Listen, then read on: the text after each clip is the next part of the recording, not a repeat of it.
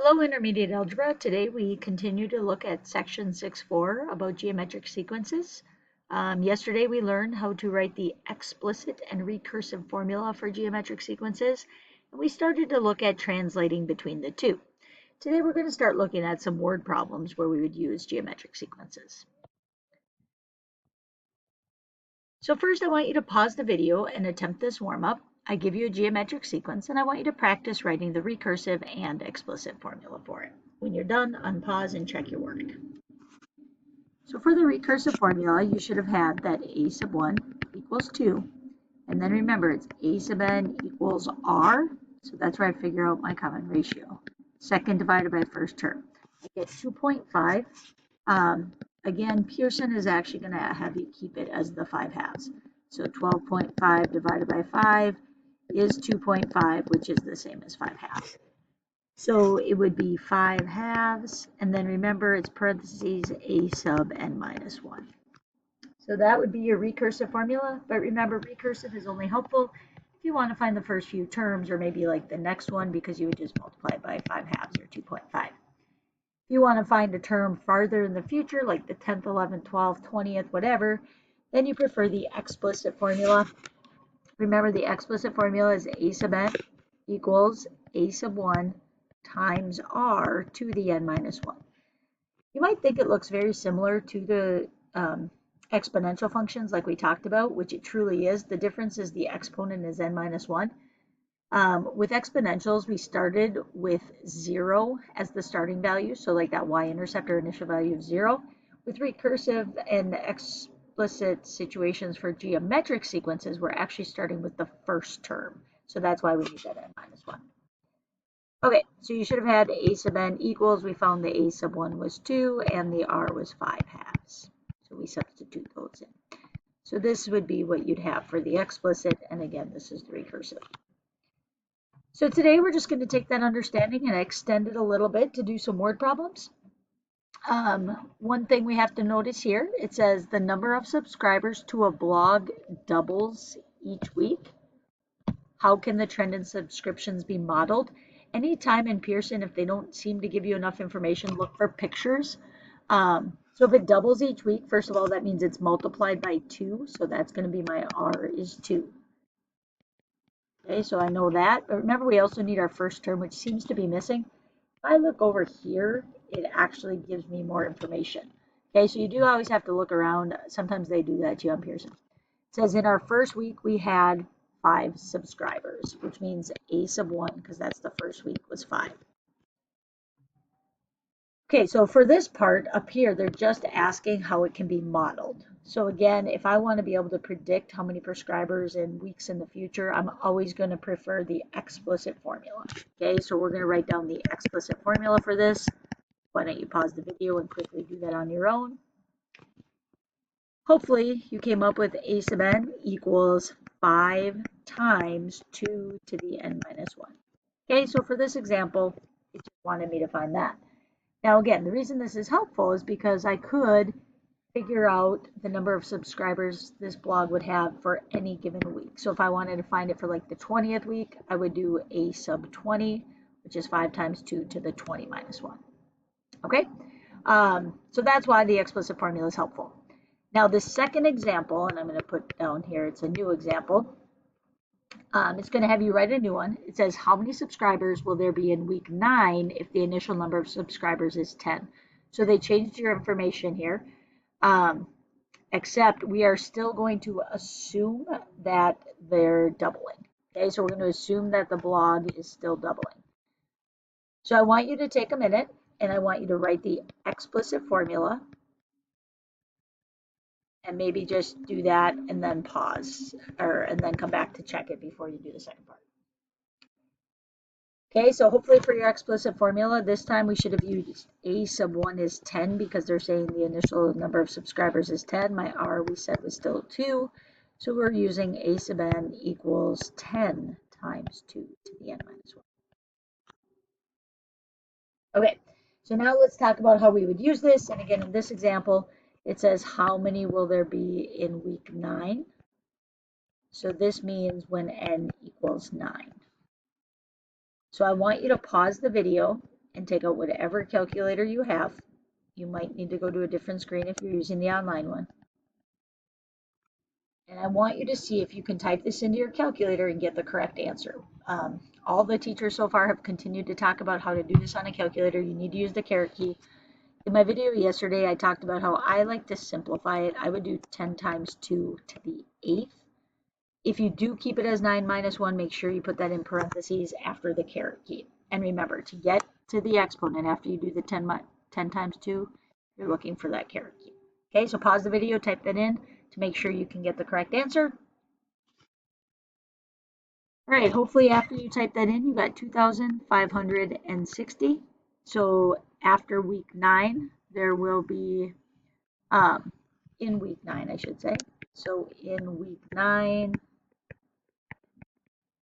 there are 2,560 subscribers.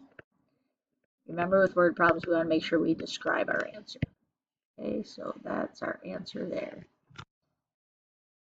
All right, so that's one example of a word problem. Let's look at one more before we finish up with another thing.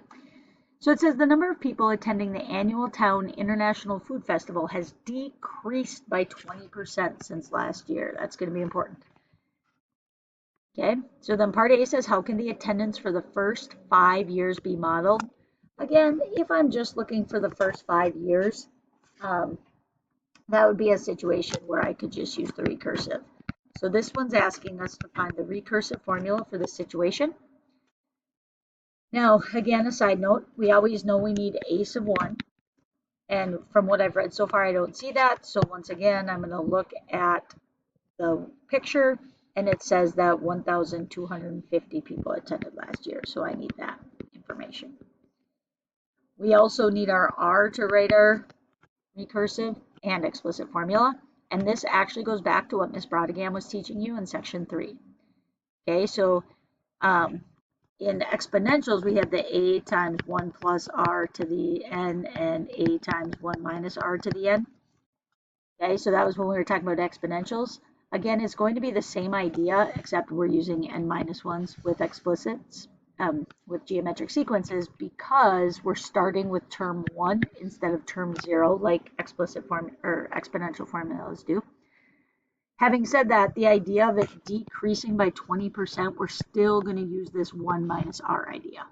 Okay, so to actually find r, if it decreases, I usually think about it like this, but it's the same concept. If it decreased by 100 minus 20%, that means it's actually 80% of the population. Okay, so you still have to subtract it, and then remember, r is always a decimal, so 80% as a decimal is 0.8. So if it is decreasing, you have to use kind of that idea Ms. Brodigan taught. It's a little bit different because we're not plugging it in. It's not the r you're plugging in there, but you're calculating it as 0.8. Okay, so if it decreases 20%, you actually want to account for the amount of population that's actually there. So that's why I use the 0.8. All right, so go ahead and write out your recursive formula, then unpause and check it. So for the recursive, you should have had a sub 1 equals 1250 or 1250, a sub n equals 0.8, parenthesis, a sub n minus 1. Okay, so that's a way to model it for the first 5 years. Now part B says if the trend continues, what will be the attendance in 10 years? Again, in theory, I could use the recursive, but I'd have to multiply by 0.8 10 times. I don't want to do that. So first, I want you to find the explicit formula, and then I want you to calculate what the attendance is when in 10 years. So I want you to finish this problem before you unpause this time. All right, hopefully for your explicit formula, you got a sub n equals a sub 1, which is 1250, times r, which was that 0.8, to the n minus 1. To find after 10 years, it's a sub 10, so you should have done 1250 times 0.8 to the 10 minus 1, which is 1250 times 0.8 to the 9th. Again, I hope you type that into your calculator. If you just keep watching the video and copying this down and never type it into your calculator, there's a good chance you will get that wrong when you take a test, because you have to be able to type it in. And when I do that, I get 167.78. I can't have a part of a person. Miss Brodigham talked about just rounding normally. So if we rounded this normally to a whole person, the 7 would make me round this up to an 8. So if I use real rules of rounding, I would say that in 10 years, there's 168 people will attend the festival. So that's if you use true rounding. Over the years, I've also had conversations with people. You can't have part of a person, so 167 you might be able to argue. But again, we're gonna in this class just go with the true rules of rounding. So we'll round it up to 168. Okay, so those are some word problems where we can look at that. And then finally, we talked about this a little bit yesterday, but we want to also be able to kind of convert back and forth, which is what this is asking you to do. So it says the formula a sub n equals 1.5 times a sub n minus 1 with initial value of 40 describes the sequence. Use the explicit formula to determine the 5th term of the sequence. So again, we did one similar to this, but it was in bullet points, and I don't think it asks you to find a future term. But really what they're doing is they're giving us the recursive. Now they give it to you in a sentence though. Okay, so the initial value of 40, we need to know that means a sub 1 is 40. And then the formula part was right here. So given that information, I want you to take a second, write the explicit formula, and then again find the 5th term. So pause the video from that recursive formula, write the explicit, and then find the 5th term. Hopefully again, when we go to write the explicit, again, we need the first term. Well, that's just written here, so it's 40. And then we need R. Remember the R in the recursive is the thing in front of the a sub n minus 1. So R is 1.5. Once we have that, we plug it into our a sub 1 times R to the n minus 1. So a sub n is 40 times 1.5 to the n minus 1. So once I find the explicit, then again, the question asked me to find the 5th term, which means I plug in 5 for the n's. 40 times 1.5 to the 5 minus 1. So 40 times 1.5 to the 4th is how I would type it into my calculator. Again, hopefully you already did that. And in this case, you should have gotten 202.5.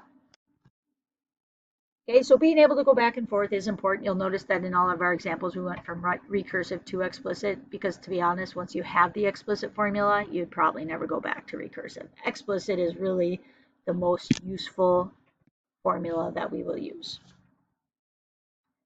To summarize what we looked at, the explicit formula, remember, is a sub n equals a sub 1 times r to the n minus 1, where a sub n is the nth term, a sub 1 is the first term, and r is the common ratio.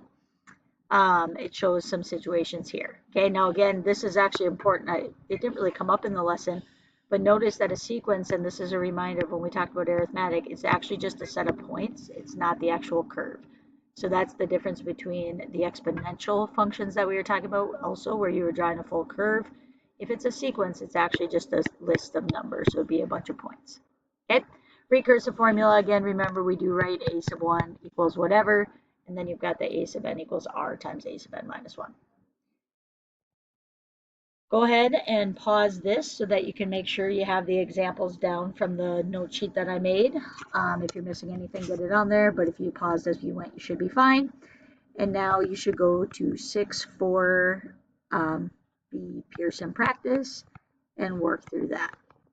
Thanks a lot, and then you'll move on to 6.5 next.